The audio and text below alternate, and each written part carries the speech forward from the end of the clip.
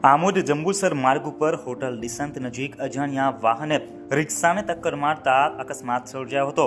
અકસ્માતમાં રિક્ષામાં સવાર મુસાફરોને ઈજાઓ પહોંચતા તેઓને સારવાર હેઠળ ખસેડવામાં આવ્યા હતા। ભરૂચ જંબુસર માર્ગ જાણે અકસ્માત ઝોન બની રહ્યો હોય તેમ લાગી રહ્યું છે।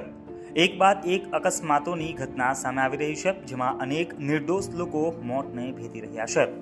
ગત રાત્રિના સમયે આછોદ નજીક સર્જાયેલ અકસ્માતમાં એક ઈસમનું મોત નિપજવા પામ્યું હતું।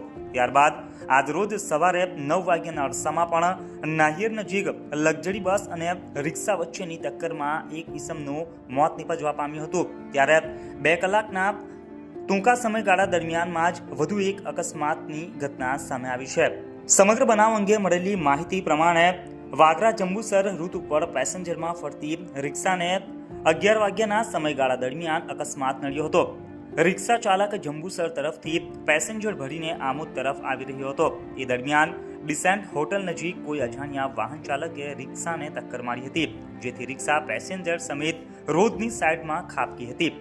ઘટનામાં રિક્ષામાં સવાર મુસાફરોને ઈજાઓ પહોંચી હતી। ઘટનાની જાણ થતાં જ આમોદ પોલીસ પણ ઘટના સ્થળે પહોંચી બચાવ કામગીરીમાં જોતરાઈ ગઈ હતી।